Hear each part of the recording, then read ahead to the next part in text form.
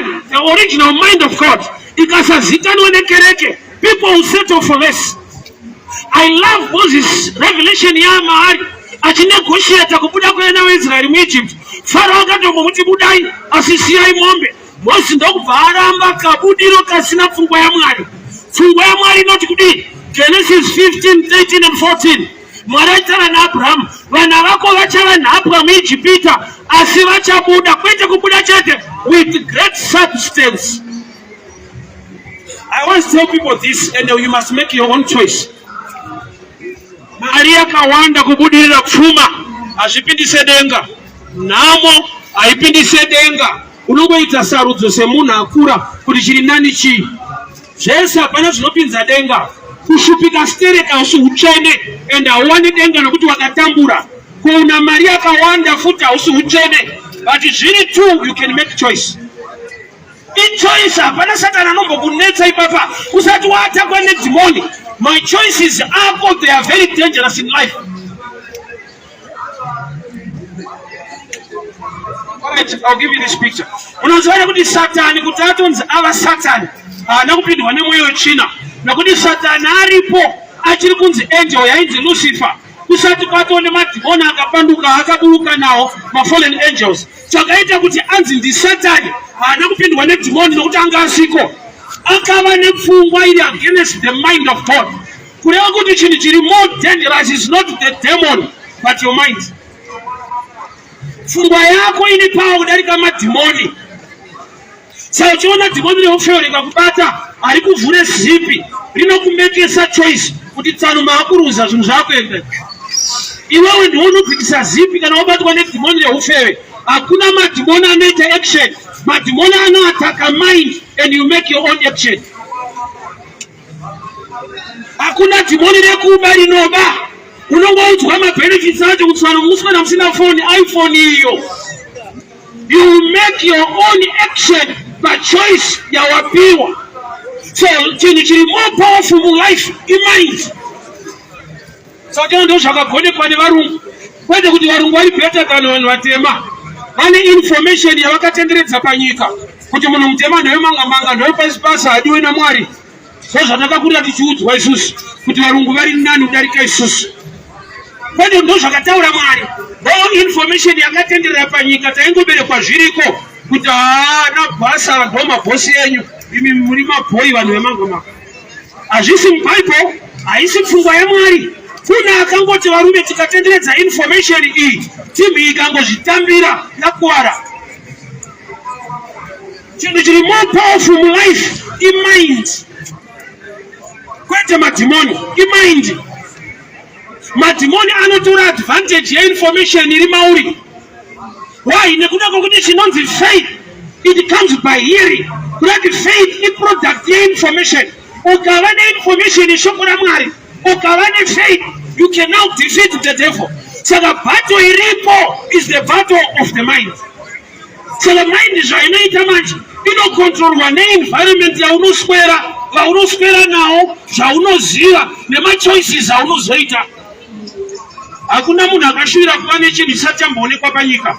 Ukabvunza munhu kuti unodei, mumwe anoda mota, mumwe anoda imba, mumwe anoda ndege, mumwe anoda zvakati. Machoices ese angori controlled nezviripo ende zvaunoziva. Hakuna akashuvira zvinyowani zvisipo.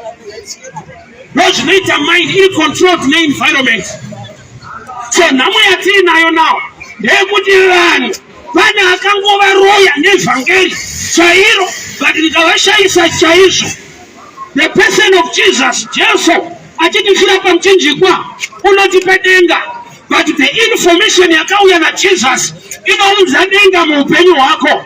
Tisati taenda kudenga, patinoita prayer tinoti kudii? Thy kingdom come, thy will be done on earth as it is in heaven. Which means kana kune zvatinoziva zvinoitwa naMwari kudenga, izvozvo zvinoenforcwa in prayer kuti zviitike panyika. So kana tichita hakuna nhamo ikoko, the same must also happen here. Nokuti tisati taenda ikoko kunouya kuno. Thy will be done on earth as it is in heaven. I subject yakuti pane kuchaendwa, but kune zvinofanirwa kuitika pano tisati ndaenda ikoko. So my choices emunhu ari controlled nekuti pana uya mushumiri ovhamira wachiparidzirwai Jesu kwete zvimwe zvinhu zvese. Let me explain the mystery about Jesus. Mukadzi ave neissue of blood haana kubata Jesus the person, zvanzi akabata the hem of the garment. Jesu ndokubva ati pana andibata kwete pane abata hembe yangu. And to my surprise mukadzi ndokubva awana zvisingawanikwe muhembe zvinowanikwa muna Jesu. Jesu ndiye anoporesa kwete hembe, but mukadzi akabata the hem of the garment akapora, which means chinonzi Jesu number one is a person, number two whatever chiri paari represents him. So good health is part of Jesus. Nokuti iye wakazodzwa kuparidza evangeli kuvarombo. Evangeli gospel is good news. Good news to the poor. Haisiye kuti ukafa uchagarika. That's not good news to the poor. But the poor chaanoda kutodefenda kufa kwacho. Oza ari kurwara kutambura. Saka ari kuvavarira kungwavha so. Ndozva ndikangoita zvokutamba ndinofa nenhamo. Saka obva vati good news to the poor. You die and go to heaven. That's an error. Hakuna zvakadaro. They say Jesu anza akazodzwa kuparidza evangeli kwa. He was anointed to preach the gospel to the poor. Anointing chi is the power of God. Isimba la Mwari. Kuti the poor man had the motivation. Another a word that carries power. Power yakumudziva kubva papi. Kune mweya isikade kuti ubudire. Ndane 46 years. Andisanda mbonzwa dhimoni rakadzingwa richitaura kuti munhu takamubata kudenga apinde, asi kuzokupinda tinaye. Madhimoni ese anotaura zvepano, haroorwe, hachate, hadhiraivhe, hashande, habereke vana. Inde hakusina madhimoni anotarisana kuenda kudenga. Kuchitori subject yakamaswa nadevil kuti munhu akafrustratwa on the ground yokuenda kumusoro anoitadza yega nekuda kwebitterness. Vakuru zvinhu zvikanyanyooma hasha dzinonoke kurarama mulife mako. Kuti maswera kuti kuswera kwekuita sei. Hakuna kutadzira pavanonyo zvinhu zvakaoma. Kunoita hasha. Environment inokucreata kuti uve type of a person wausiri. Kana nhamo ichikonzera munhu kumaafecta character nebehavior. The same with riches. Zvinoita kunge munhu ari right, hausi right. Iri haipo.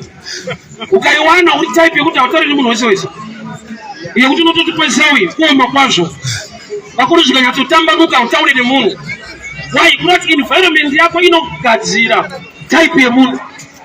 So Moses wakamake a choice. Rather suffer with the people of Israel. Was he born to suffer? No. He chose. Not he was created for that purpose. What was the purpose of Moses? To redeem his own from bondage. But what was his choice? He chose to suffer with the people of Israel. My choices muupenyu are dangerous. My choices hakwani zvaano attracta. Ukati tingaite tunoenda kuti kune madhimoni arasigned nevanhu vanotaura kudaro. That's why Bible richiti you shall decree a thing and it shall be established. Kureva kuti mazwi ako anotakura simba, ane zvinhu zvinoperekedza zvaunotaura. Iva ne correct choice in life. Usaite enemy welife yako. Kuti vanhu vasati vakumaka iwo wacho wakatozvimaka, huna chaunotarisira chishinu. Chero chakanaka chikada kuitika kwauri anochidzivisa asi muroyi wako ndiwe. Why? Because wakadesigna mind yako kuti ndiri dofo, ndiri rova, handina hama, ndiri nherera, saka upenyu hwacho zvakangooma hapana kwatiri kuenda. Ndo zvarinoreva here, rinoti unosimudza marope kubva muguruva. Kana uri lombe tsvaga pako panoita kuti ubve ikoko. Old Testament inondidzidzisa kuti vanhu vaiva nemaperembudzi vanga vakatitywa one language. Vaiti kana vaakufamba vaishedzera kuti takasviba kana kuti unclean. Unclean kureva kuti takasviba musave pedyo nesu. We can contaminate you tirwere chedu. Yet pfungwa yevanhu ava, they want to be clean, but they were trained to cry out unclean. Poverty inopa vanhu language. Asone munzwa munhu ane mari akataura unzwa vanhu vakuti man is speaking. The same with poverty. Pari pekuti wenhamo akataura unofanira kuzvinzwa kuti nhamo yakutaura. Ndo nhamo inokutaura asi munhu. kana ane mari achitakataura vanachiti money speaking wenhamo akataura unofanira kusvika palevhu yekuzvinzwa kuti yaakutaura painhamo asi munhu. But platform yezvese mind yocreata machoices avapo odenhamo yechina of the angels to back you.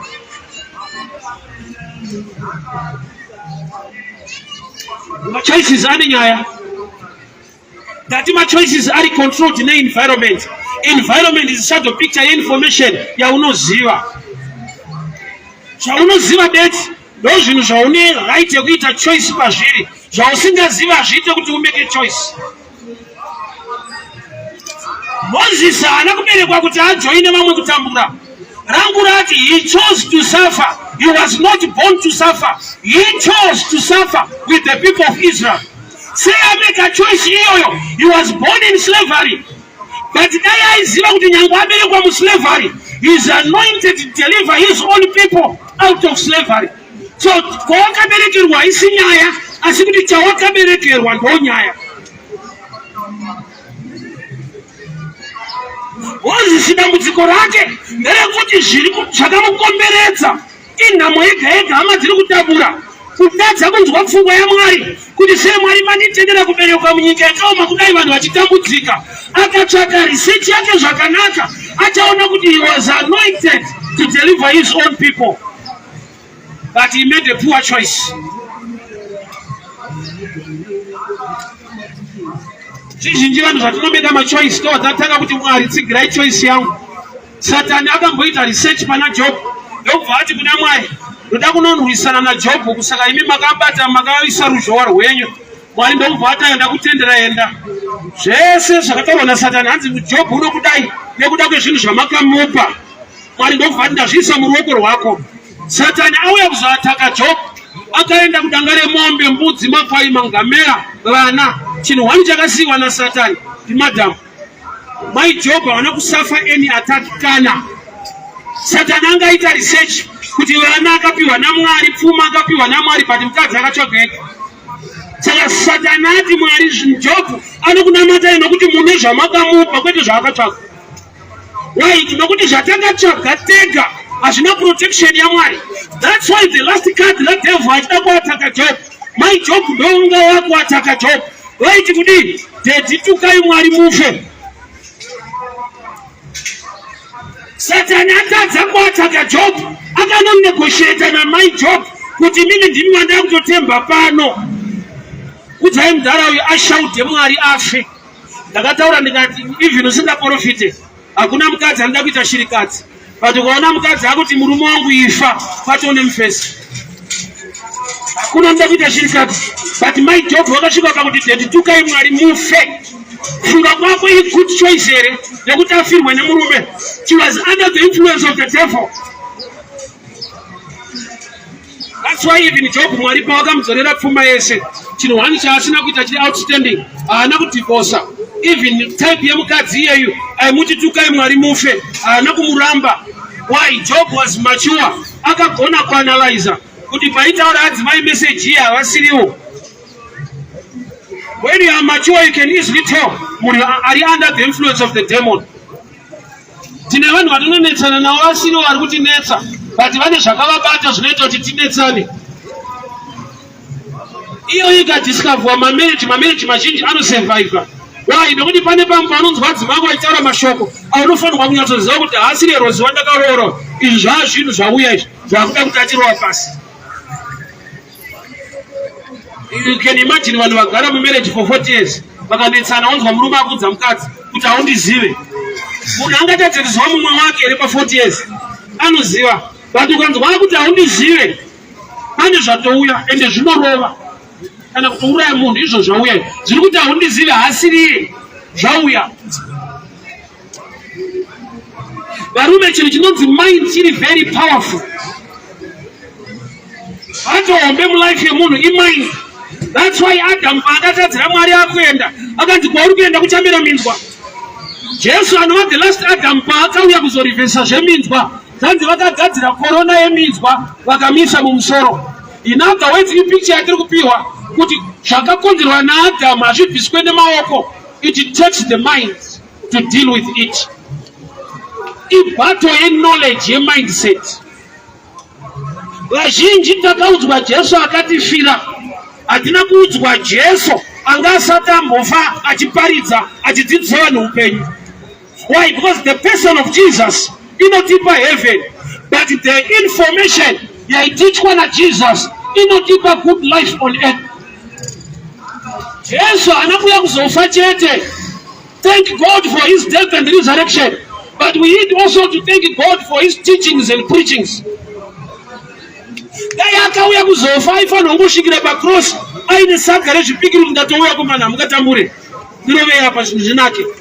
He spent much time teaching and preaching, and he later died and resurrected. So the part of preaching and teaching is subject yakakosha kukereke yanhasi. Saka paita ushumiri kusekunzwisa kuti chinombonzi Jesu chii, nokuti pakaparidzwa hapashaika social media kuna inonzi comment section, so vanhu vanotaura zvavanoda. So there is a sermon yandakaisaiko kuti idzowana iti apo warasika vhangeri reshe rinotaura Kristu. It's true, rinotaura Kristu, but pa dimension ipi? Kana iye akazodzwa kudzikinura vakatapwa, which means deliverance is part of Jesus. Kana iye nemavanga ake takaporeswa, utano hwevanhu isubject yaJesu. Kana wakauya kuzosunungura vakatapwa nekuparidza good news to the poor, kuda kuti kubvisa vanhu mupoverty isubject futi inorepresenta Jesu. So chinonzi Jesu haasi munhu wani akaenda pacross akafira vanhu. Jesu ane madimensions eujesu hwake anogona kubatsira vanhu futi nhasi. Nyaya yekunamata haisi yekuti tife tiende kudenga. Takatofirwa ende pane nyaya dzakaitwa dzoda kuadhiriswa pano. Hama dzangu munoziva here kuti kudenga hakuroorwe munhu. Ukasatoroorwa panyika zvatovharana. Kana ukanamata sei Mwari hazoti vasina kuroora ndaisa titupe mapembenyu. Hapasisina. Kune masubjects ari valid on earth only. And iwayo Satan anotokuataka. You need the word of God to deliver you from such attacks. Kudenga kuna munhu achatambura. Sekuti akanatambura pana tozoona kwakudenga. Unenge watonyura. Why? Because something is anointing. Simba raMwari rinoaplaya pano kugadzira upenyu hwevanhu. Kudenga kuitwa mamiracles. Why? Because in lifestyle iri mupresence yaMwari yekuti hakuna anenge ane problem. Dai maparidzirwa Jesu, zvimwe zvese zvirikutaurwa ndezvepasi ino. Dai maenda kudenga, ari kukudaro abva kumba kwake, apaka mota yake, ane vana vake kuzvikoro zvakanaka, oti zvepasi ino hazvina nebasa rese. Pamwe pacho ingonyuwatsana ari kuti vhara kusvikira vavakaita anenge vanozoro heavenly kana Nivea. Iro shoko richiti nyama inoora, but haina kuti ngaiore. Ichaora kwete kuti ngaiore. Brother, you said it's nigga time. Ichaora, but so far, inoda kuti mafuta. Subject inonzi Kristu, it's a broad term. Nyaya yekuti takuparidzwe Jesu. Anonzi Jesu wacho is not just a person. Ari pacross, ari kupa an internal life. Ane nyaya dzaakadresa before the cross. Ane akazodzwa naBaba. Mweya wacho uri pamusoro pangu. Wakandizodza kuparidza evhangeri. Richiparidzirwe iye achizongoya kuzofira vanhu vanopinda denga. Vanhu vane imwe information yavanofanirwa kuwana besides ropa chete. Besides ropa rake pacross, you need information. I'm sure my time is gone, but let me finish this way in 2 minutes. Choice. Iri controlled in information yaunoziva. Moses akaberekwa muslavery munhamo, bondage. That's why akamake a choice to suffer with the people. He chose to suffer. He was not born to suffer. He chose to suffer. So make a choice. That was him too. Namo haipinze denga. Mari zhinji haipinze denga. But zviri tu pane chisiri right. Urwere haisai nekuti kune shamwari yaMwari straight saka varumba kutesta mubereki. Mwana akatadza pamba. Hakuna mbereki akazoenda kusubordinate kuti ndipewo matsika asikambochiputitsa achinzwe. There is level yekudiscipline mwana show love than damaging the child. Hakuna mwari panga teste munhu necancer ndaona kuti unodinamata mushe. No. Nemavanga ake takaporeswa. Make a choice. Varume chinhu chinonzi choice chiri very powerful. Ukameka a poor choice, mwari haapindire musituation yako nekuda kwekuti munhu akapiwa inonzi free will. Sarudzo. Ukasarudza wega, mwari haapindire kukuchinjira sarudzo yako, haakuabuse. Munhu akapiwa kodzero dzekusarudza. Saka toda kune sarudzo yekuti kana vasada kunamata mwari ndiwo unosiya, hazvinana nebasa. Ende mwari hambofaka akatuma ngirozi kuti zunzai munhu mutyisidzirei. Dai mwari waida kuvhundutsira vanhu kuti vanhu vanamate, hapana mufundisi aifanirwa kutumwa.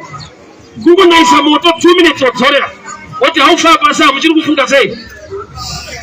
Dai mwari aida kuita baikinya kuti vanhu vanamate, ane zvaaigona kuita besides kutuma munhu kuti audze vanhu. Ndinokuudzirei, ndiri kukuudza kuti umeke choice. Ndokupfauka zvakaita. But hapano pane nyaya. Choice yako iri limited information kuti unofanira kunge une Bible rako. Kuti panoparidzwa ndoti ivhesi yavhurwa Bible racho hauna. Ende paWhatsApp unoita mwedzi uripo. Mari yemabhandles inokwana Bible but pauri Bible rinodhura harite. Saka wakaipa attack yake mlife mako. He knows that you lack information. Saka anokupa wrong information. Nokuti wagara usina correct information. Fake money kuti uizive. Wakunga uchiziva original. Kana usati wamboona original, fake ndo original yacho. Ukasaziva plan ya mwari original, wasamira papulpit akataura, unongoti amen ndizvozvo. Akaenda social media ndikaona comment saying kuti vanhu vasikuparidza Jesu. Chinomboti Jesu chi? He brought them. One is a person akauya akafira vanhu. Number 2 is a person asati afa akateacha vanhu. Number 3 is a person who was anointed to deliver the poor. So subject yekudhila nepoverty iri vocabulary yedenga. Jesu pane paakawanza chingwa kuti vanhu vadye, kwete chingwa chepamweya chekudya chaicho, kuti anovenga nzara. Saka ukaona munhu anoparidza kuti ugute ishamwari yaJesu, takamaka nzara. Even baba mugadheni vakatomboishumira kuna Adamu kuti idya zvese siya uyu, vaiparidzwa eating. Ufunge nzara usi utsvene. Even kuguta usi utsvene, but make a choice. Mind yawakapiwa Bible raramboti musafunge, rinoti musafunganya. Hariti do not think, rinoti do not worry. Thinking, the gift yakapiwa munhu naMwari to make choice. Father, we thank you for your word. Thank you for speaking to us. We give you glory. We give you praise and honor. In Jesus' mighty name. Abanda kumbira kuti muvandudzawo pfungwa dzedu neevhangeri to make my right choices in life. In Jesus' mighty name I pray. Amen. God bless you. Thank you so much. Kurwadziwa, pain, inoita kuti munhu ati inini kana ndingaitira zvakati andirwadzisa, I will seek revenge. In seeking revenge, vakanobata nyangwe nemishonga, vakanobata zvavanga singafanira kubata. Unozwa muupenyu unenge usiri muroyi, but ukateerera pain, my emotions ari mauri, you can end up wakutoita witchcraft in the name of revenge. Nokuti wakarwadziswa, wakagumburwa. Handisi kuramba, ndinozviziva zvinogumbura zvakawanda, zvinorwadza vanhu zvakawanda. But hepano pane vhangeri ranhasi nenyaya ndinayo. To let the Holy Spirit comfort you. To listen to the voice of the Holy Ghost. Nokuti semunhu ukarwadziswa une zvaunofunga, and the devil will take advantage yekukupa pfungwa dzisidzo because you are in pain. Nokuti kana uri in pain ukafunga revenge, to you can justify kuti aiwa ndinganzaro andiitirawo zvakati, inini hangu handisi munhu anoita izvozvo, but I just want to revenge. For example, munhu anobirwa chinhu, onzwa kuti kwakati kuna ninga anoita zvakati zvinhu zvako zvidzoke, kana kuti kuna ninga anoita zvakati kupengesa kana kurwadzisa munhu wacho. People can move into such witchcraft simply because they have been wounded. They are in pain. So kufunga kwavo, kufunga revenge, kwaita kuti the devil atore advantage. So pakuzviita munhu anonzwa kuti anozvijustify kuti nokuti akandibira akatonduraya akandikuvadza, I need to revenge, I need to do something. Ngaanzwewo pain yacho.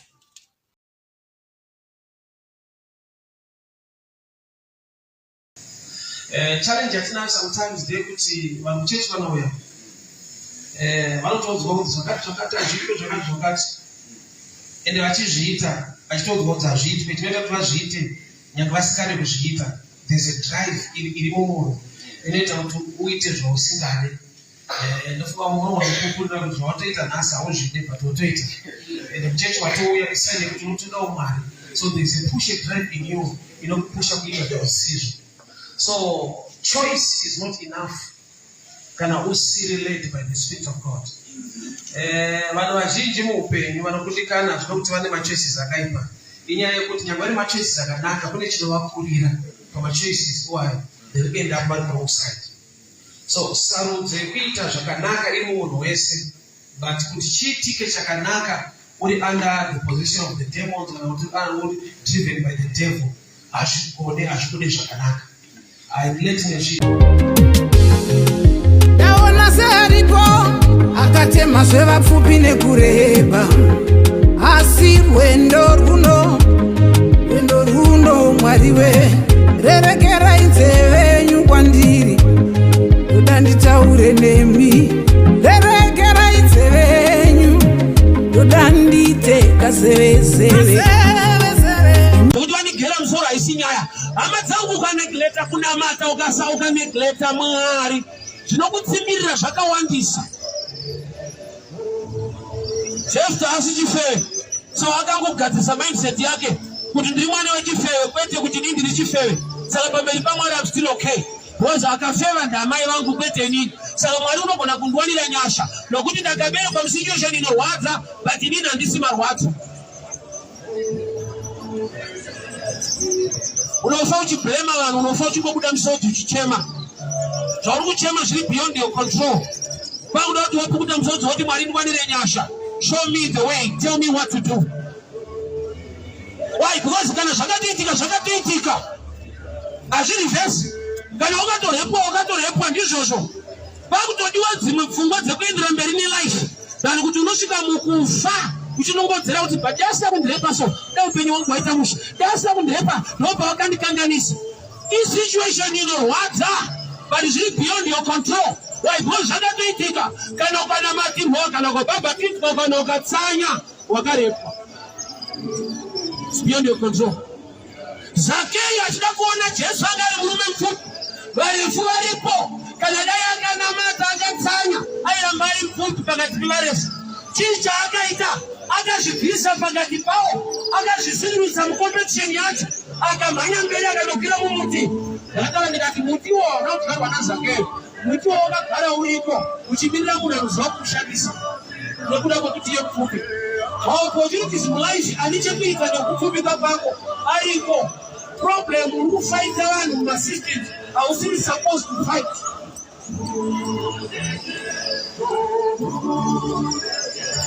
Kada competition muupenyu is unfortunate. Kune vanokukunda zvaunoita. Kana kuri kungana pane chimwe chikomo zvichida kumusha kwaunobva, pane mazwi akataurwa against your life. Shungu dzako muzasi megomo, ndaona kuti unorwa zvakanyanya but unokundwa zvakanyanya. Unoshanda nesimba kwazvo but unotambudzika kwazvo. Zvokuti vanhu vakauya kwauri vachikupa advice kuti you must work hard, you are tired. But not work hard, ndo definition life yako. You work so hard. Check your life, waneta. Wakambonzwa advice nanu kuti ita zvakati, waneta kuzviita. Unoshauri kuti ngavataure zvimwe, bo ndatraya zvese. Pane kumwe kurwara kwekuti waenda no matter une medical aid unana chiremba vanokuvheneka hazvioneke iwe unenge uchingopera. Vanhu vachiti but munhu ari kurwara chiremba chiti hapana zvataona. Kune mweya wokuti ukada wakuda kuuraya upenyu hwako, even vari qualified they surrender. Hachioneke chirwere uchitofa. Hapana akambozvinzwa here kuti vatesta zvese. Church ndinzwe effort yako pasa kana iliyo ya unotrasta. I've brought this message to change your mind. You need to trust the rod of Moses. What is the rod of Moses? Uswere uchingorwa bedzi pasa. Make sure you honor and worship God.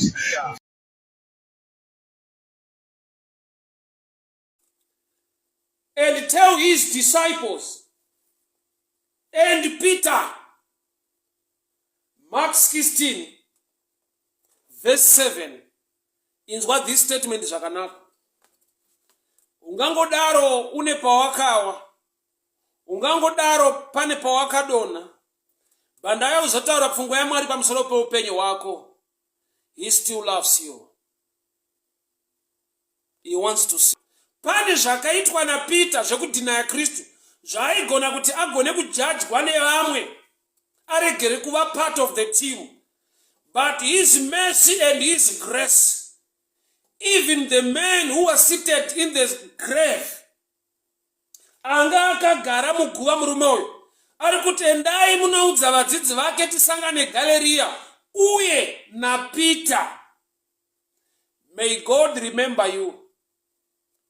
Despite your weakness, despite pawakawa, despite zvingajajwe nekutaurwa nevanhu against your life, I stand on the gap as the man who was in this grave. Ishe vanoda kukuona. Mwari ari kuzvitsvaga muvanhu, saka paari kuzvitsvaga muvanhu chinoita inyaya yekuti she is not prayerful. Pese pausinganyengeteri kuna Mwari you beg people. Nokuti inzwa vanhu vanofanirwa kukupa nokuti wataura naMwari wako ari kuvasunda, but ukasataura naMwari ndochasunda vanhu. Uyo ari kuti ndipe mwana or else I'll die. Bhaibheri rinoti vana zvipo zvinobva kuna Mwari, iye kwaMwari wacho kupreya haende, ari kuenda kumurume. There are times yekuti zvanomanikidzira vanhu kuti vakuitire havaite kusvika wachema muna Mwari wako anosunda vanhu. Ndipe mwana or else I'll die. Give me children or else I'll die. Iye ari kuchemerwawo akaita sei? Chinzwa answer yake. Jacob became angry. The more yaunobhega vanhu, the more yaunotokumaka. Nokuti vanhu havasi Mwari. Jacob became angry with her and said, am I in the place of God? In other words, I want to go beg and pray. Beg people, they will become angry with you. Zvokuti uyo ari kutoziviswa nemurume wako kuti kwauri kuchemera hakusiriko. Vana kana zviri zvipo zvinobva kuna Mwari, kwawauya hakusiriko kwazvinobva. I'm just a channel. Unenge munhu ari kuchema pahospital. It's a good place yanoda kupa senhaka to your seed. Kureva kuti muono wa Mwari auone matombo, auone desert, uri kuona a promise ya good things. Nzvimbo yaarara yaari kutodarikira kuti iye semunhu haaite choice yekugara nzvimbo yakadai, saka atopfuririra. But Mwari saMwari vari kumudza kuti my choice now haisi kwauri kuenda, kwauri kudarikira ipapa. I can do wonderful things. Ndichaipa nzvimbo isenhaka to your seed. Zvati muono wa Mwari musituation yatiri, dai wafamba nemuono wa Mwari, this is the right time, the right season. Economy iri gwenga, zvinhu zvakaoma. Muono wa Mwari ukashanda nawo, better things can manifest in your life. Ndaitara nezino ndikati pfungwa yemunhu wese ari mudambudziko nderekuti dai ndabuda musituation iyi, but kune vanoshaya pfungwa yekuti dai ndabudirira musituation iyi. Why? Because kana watoprograma pfungwa kuti situation iyi haite ndofanira kubuda mairi, hakuna chiri positive chauchafunga nekuronga musituation iyoyo not to come out. But even in this mind, nokuti kana uri mwana wa Mwari, Isaiah 45 verse 3, Mwari vanoti, I'll give you the treasures of darkness, hidden treasures of darkness. Wherever good, when things are dark, there are things that are hidden. Munamwari, should not be a blessing in dark times. You are in the Zanaka. They want to die the Nakirwa Mshunizo Shish. Why not the Mariana Mufungo? Banema Fumbaya Kanaka. So what are the desert place? Yaruto Puranayo, but you are in that place inheritance to your seed. Iya anachakanaka chari kuona nokuti chaangoona idombora atsamira, but Mwari vari kuti that place is fruitful, that place is blessed, ichaipa senhaka. Zvinoita vamwe vedu takatoignowa zvakanaka tichienda kune zvinhu zviri lesa nekuda kwemaonero edu. Ukashanda nemuono waJehovha, ukasashanda nemuono wako, you can achieve better and greater. Kuona kwemunhu nemafungiro emunhu ari lesa than kuona kwaMwari uye nemafungiro aMwari.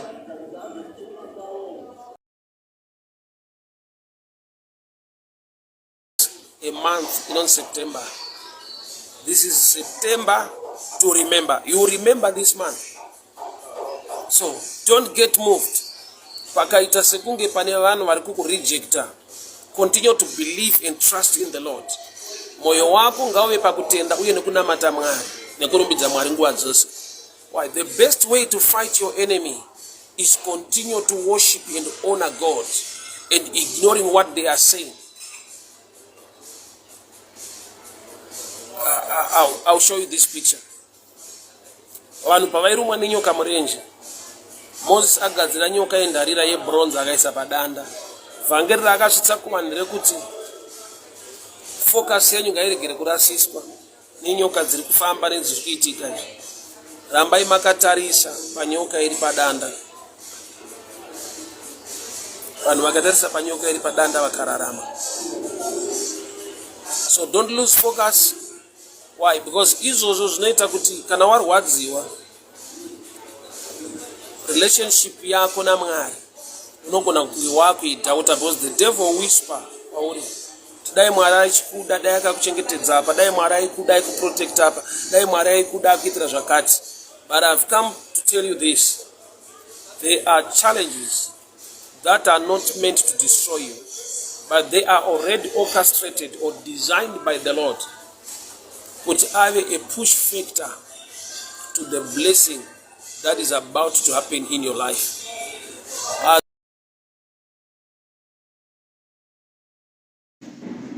Tena Mwari kama yangu kuma Brian Mafua ya mangu makari basarashe ya together zitese wali kuno ndi Zimbabwe, but is the one anaita Masimons Angu Media. I want to tell you why wali kuno. Right, so ndotenda Mwari ndikuda kuupeli wao washi mwana wa kitreni hashi wao. Mungu wakati wadzidzi wake zvorudzi urwu kurati kuziva zverudzi rwacho zviri kukunetsa, uzive kuti zvinoadhireswa sei. Usageneralize chinhu chese chinoda prayer. What want prayer is the master key. Prayer is one of the keys. Pane panoda giving, pane panoda worship, pane panoda humility. Ziva kuti zverudzi urwu zvinoda nyaya dzipi kuti zvipere. Ndakati unenge mukomana akapfimba musikana akaramba achinzi hauna mari. Anzi hauna mari, anonzi hauna rudo. Unoda kutsvaga musikana. Tsvaga basa ka hauna mari. Hazvina mbonzi hauna rudo. Hai.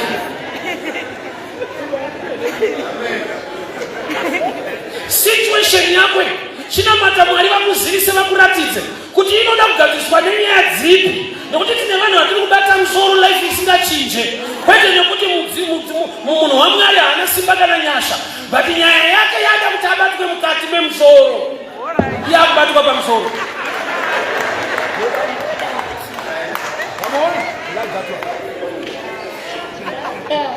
Kune maissues anoda wisdom, asikatomboda prayer, anoda kuchange it. I'll finish with this. Matthew 25. Wakati vainzi they were foolish, remember they were virgins, but yet foolish.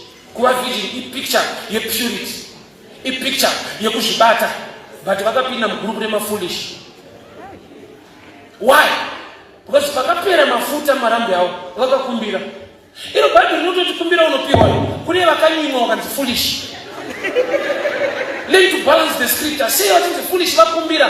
Kwa vanyima wasea sina pata kwa mzende vanonyima. Unofanwa kuziva, munhu wese ari gifted. But discovering your gift is not easy. So what do you pray about it? God show me. God show me. There are times yekuti what moves you, chinonyanya kupusha, chaunonyanya kufarira, chaunonzwa kuti this thing chiri mandiri ndinochifarira. There are higher chances yekuti in that area ndomune gift yako. Unoita interest nezvinhu zvisingaitwe interest nevanhu vakawanda. Ndo zvine passion, ndo zvinokumuva. Likely my chances yekuti ndokune gifting yako. Or you can pray, or you can, sometimes you always dream about it, or else wakaenda mu environment by grace ukwana a prophecy concerning that gift. Pray about it. In a prophetic environment, maybe you can get a prophecy concerning your gift. Also trust your dreams, and also trust the passion change. So those are the ways you could discover your gift. Number 1, prayer. Number 2, prophecy. Number 3, dreams. Number 4, passion. What moves you? What drives you? What do you like? Chaunoyanyofarira chaunonzwa kuda nechimwe chinhu chaunoita usingamanikidzire chichiflowa zvakanaka. Why? Because your gift is a doorway. Kune blessing nechimwe chinhu chakakura chinofanira kuya muupenyu hwako. Why? Because area yauri gifted, une grace ne anointing in that area, and things they flow. Unoziva social media life inopa pressure unnecessary. Amen. Munhu akatorwa foto ari pazimota haazonyora kuti haisi yangu. Ingoziva kuti atorwa foto pamota kuti ndeyani itori nyaya hombe. Imwe pressure yaunoita haisi necessary. Amen. Zvimwe zvikwereti zvinopinda vanhu hazvisi necessary. Hembe inosvika pakusakara uchiibhadhara chete. Hembe yakaisikire kudhara takakura isu maticha aitora hembe kwanaidhikazi zvikwereti nekudii. Unozoti life yakararamwa vanhu zvikwereti kwaidhikazi sheti. There must come a time yekuti izvi hazvisi paclass zvinhu zvingakweretwa izvi. Kana ndisina handina ngandishande nepake level yandokwanisa.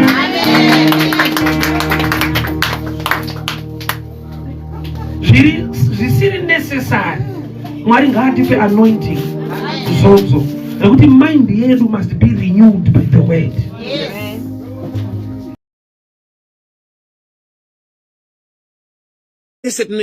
Somebody came to me, pastor. I don't feel guilty. Even mukuru wakanyora vakataura kuti izvi taisawo kuno kuti shoko rakadai rakanditira zvakanaka. Iwo karuwa rako runoita zvakanaka, hatina kana problem.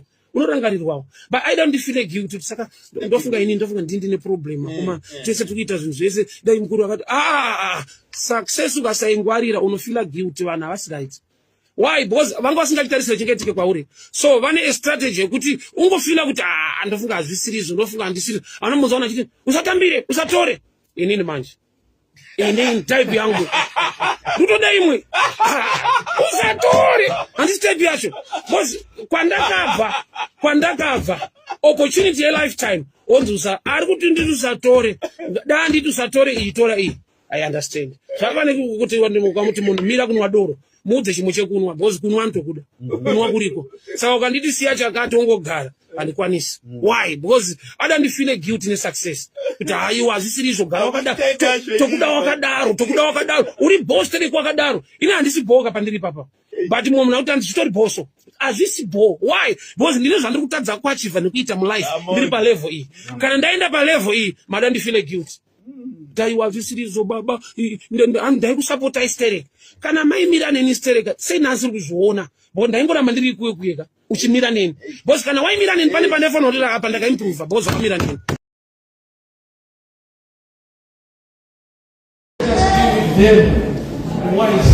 The same father statement here. Animanga. Batango misanguka pasite. Ate let us deal with them wisely. Ungakuta kuti wanewe nono kufanya. Wakati wanewe wisely. Wakaitwa hospital nekungoza I love you.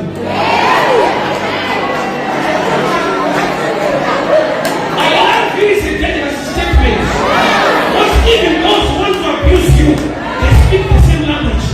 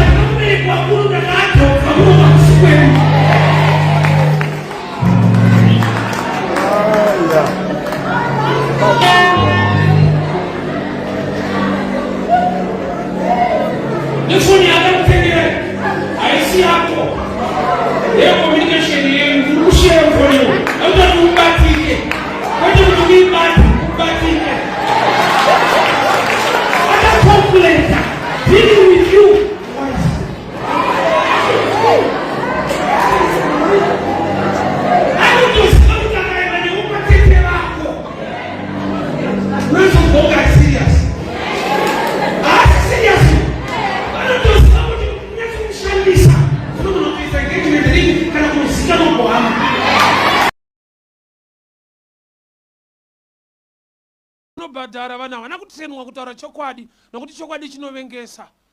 Saka chonzwa munhu wese akanzi zviri sei anoti ndiri kuyakiya. Hakuna anoti zviri kufamba ndigere zvinovengesa. Saka wese unonzwa achiti handina mari anayo. Hazvibvumirwe kuti ndinayo unokweretwa.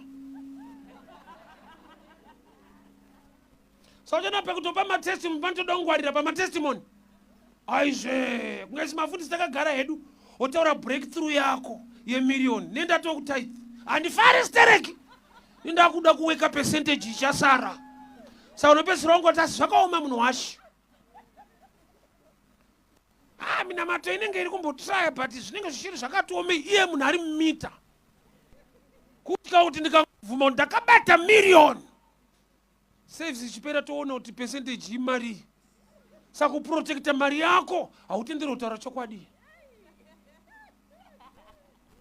Neshamwari dzakatokumirira kukwereta idzi. Pupura kamari yako kabata unzwe. Tasikana manje mwana kumushoka akatomedza spoon. Uzonya namu dzacho. Mwanga tomedza badza chairo kuti ibudewo zvake.